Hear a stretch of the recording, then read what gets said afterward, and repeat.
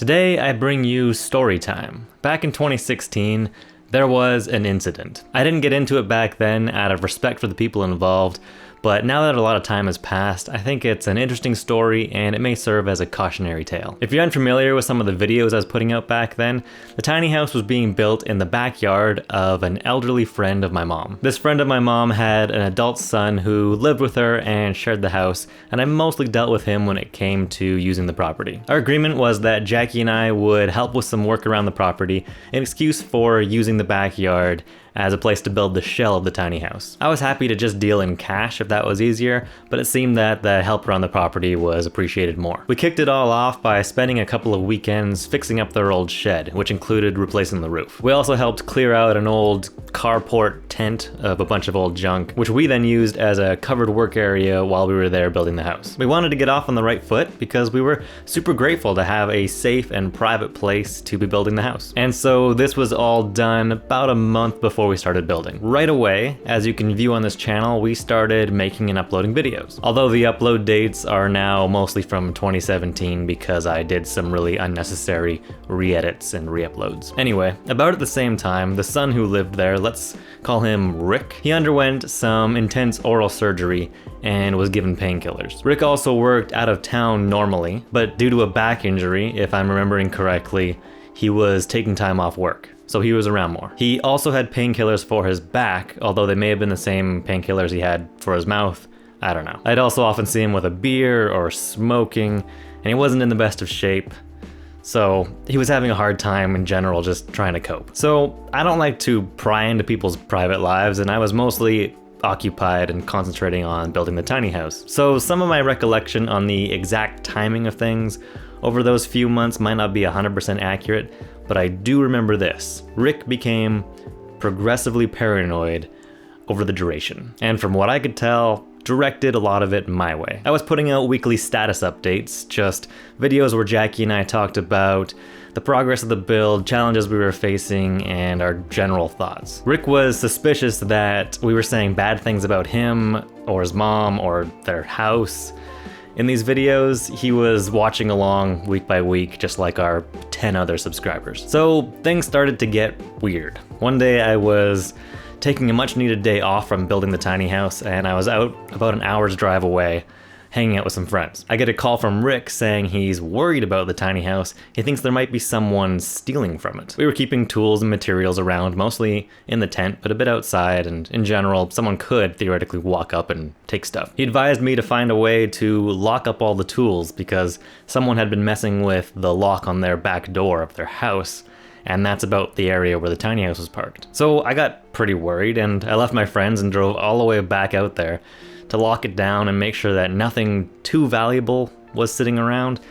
At the worst, they could steal a bit of insulation, because that's really big and I didn't have a way to kind of secure that stuff. Sometime in the following weeks, I was working on the house alone on some sunny day when Rick and his mom asked me to come inside and talk to them about some issues they were having. This is where I first learned that they thought I'd been talking smack about them in the videos. The only example they could give me, though, was an update where Jackie said, "Our work area is not good." Our work area was not good? Rick believed that meant that they were being bad hosts and that we weren't being accommodated well enough. I explained that what Jackie meant by that was that we hadn't set ourselves up properly. We had building materials and tools all over the place, and it was a hassle to do pretty much anything. The last thing I had any interest of talking about in our videos was Rick. Until now, because it's story time. Rick then went on to say that someone had put what he thought was wood filler into the keyhole of the ignition of his riding mower, heavily implying that he thought it was either me or Jackie. At that point, I had never even used wood filler. We didn't have any, nor did we have any caulking or putty or silicone, nothing like that. We just weren't at that stage of building yet to need that kind of thing. So he let it go, but he didn't seem that convinced. Then he went on to say that he'd been missing some tools and asked if we had wandered into his garage and borrowed anything. Again, no. Again, he wasn't convinced. We did borrow a chop saw for a little while at the beginning, which he volunteered to let us use, but we eventually started using my dad's and gave him that back. It feels really awful to be accused of something you didn't do and then not be believed when you're telling the truth about not doing it. I didn't feel quite right being there any day after that. Unfortunately, at that point, it started to sour my entire desire for the tiny house as a whole. Being intimately tied to whoever was providing the land it would eventually be on was going to be a huge mental barrier to my optimism for living in it.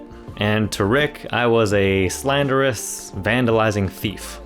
So, wonderful. It was after this that I learned a little bit about Rick's past. Turns out he had had some trouble with substance abuse. Turns out painkillers of the opioid variety may not have been the best thing for him to be taking. There were similar conversations over the next couple months, mostly questions about his tools going missing, and I never had any satisfactory answers. Now and then he'd throw out a comment in passing about inappropriate things we were saying in videos, but he never could give me any specifics.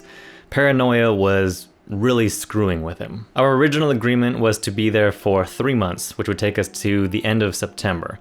But as we drew closer to that time, we could see that the exterior wasn't going to be completely finished, and so we ended up going over, and I think it was October 12th that we actually finished all of the caulking on the exterior, which completed it and made it all sealed up.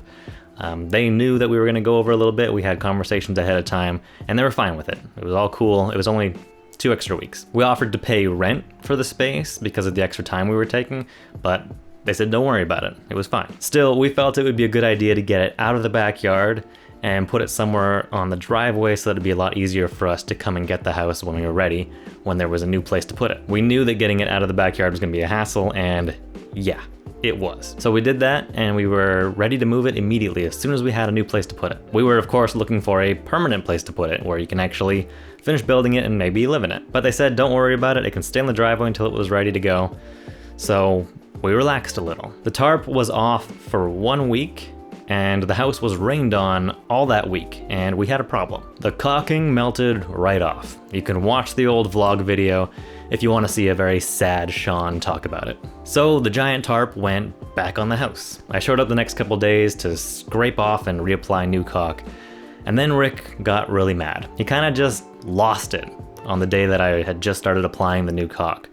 He approached me while I was working on the house and screamed at me how he was tired of looking at the tarp and I needed to take the tarp off the house right away. I explained that I couldn't. I was in the middle of applying the new caulk and I didn't want to risk all this stuff getting all screwed up too.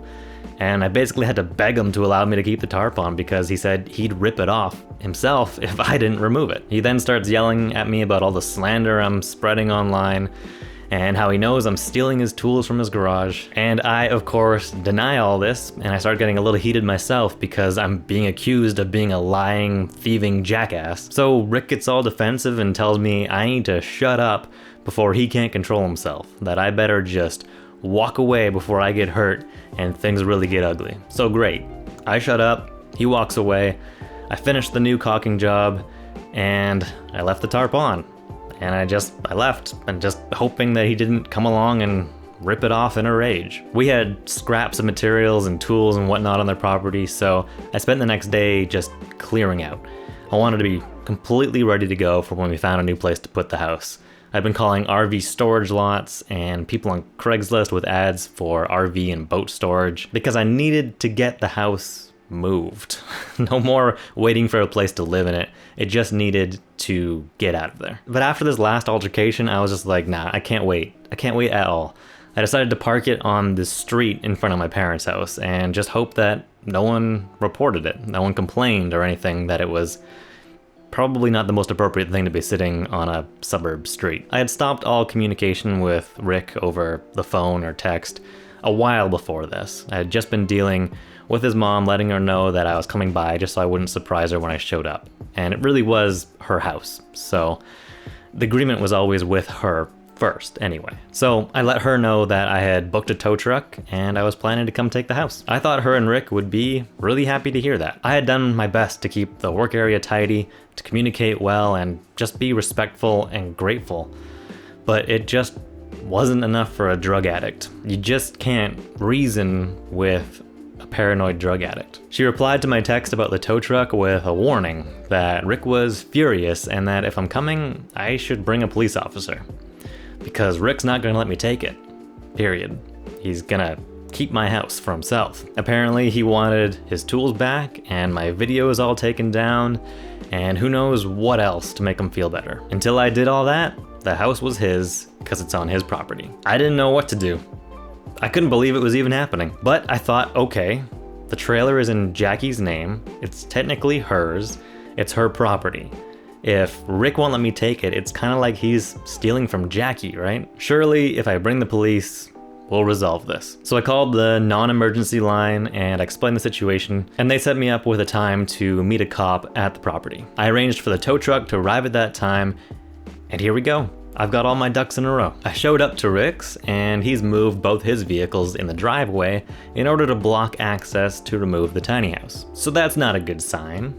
But I carried on, I removed the tarp, and got everything ready to go. The tow truck showed up, and I explained the situation to the driver kind of loosely, letting him know a police officer's on the way, and hopefully we'll have this sorted out before too long. The cop shows up, and I explain everything to him, including the fact that we're dealing with someone abusing drugs, and together, he and I go and knock on Rick's door. Honestly, it still feels a little unreal to even think about it as I remember this. It's just crazy that this all happened. So Rick answers the door and he's clearly agitated, but seems willing to talk to the police. He's obviously not so out of his mind that he can still function in a conversation where he knows he doesn't have all the authority. But that doesn't stop him from using the authority he does have, and immediately tells me that I need to get off the property. He tells the cop that I've been stealing tools and that I can have the house back as soon as I return them. I, of course, calmly deny this, and the cop already knew that Rick was going to say this because I had told him as much ahead of time. Rick again tells me to get off the property,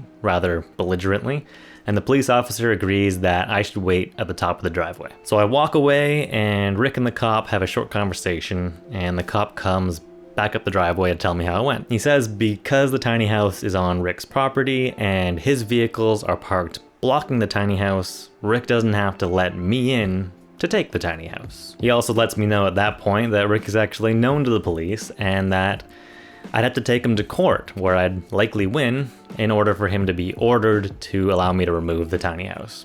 Take him to court? What is happening?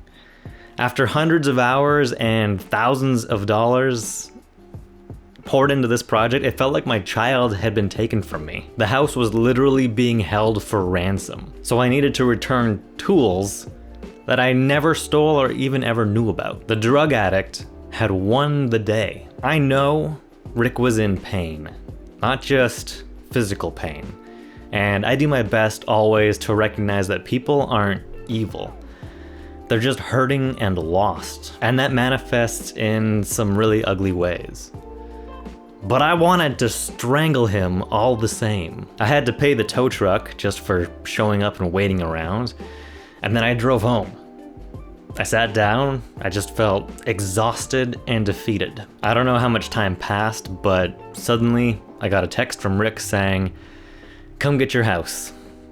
Maybe the drugs were wearing off, maybe he felt guilty, maybe he just wanted to cut his imagined losses and get this all behind him, but whatever it was, he was going to let me come take it, apparently. I was nervous that I was going to get screwed over again, but I called for another tow and crossed my fingers. When I got there, Rick had just finished moving his cars out of the way, and I just said, "Thank you, Rick." And he just nodded and walked away. And that was the last time I saw him. So, yeah, be careful who you get involved with, I guess. After that, I didn't really want to park it on someone else's property ever again. At all. A storage lot was really my best option, and I got super lucky. I found one that a renter had literally just moved out of, called at the right time, and happened to get in front of the waiting list. I went to check out the spot, signed a monthly agreement right then and there. I was suddenly elated, so happy that the nightmare felt like it was over. I was gonna move the house again. It had been parked at my parents' for a couple days, so I paid for a third tow truck, but then I got it to the lot, I parked it, and I just decided I was gonna forget about it for a little while. And that's what I did. Those last couple months of 2016, they were fun, weren't they? But hey, if you're still here, why not hit that like button and say hello in the comments. I'll see you next time.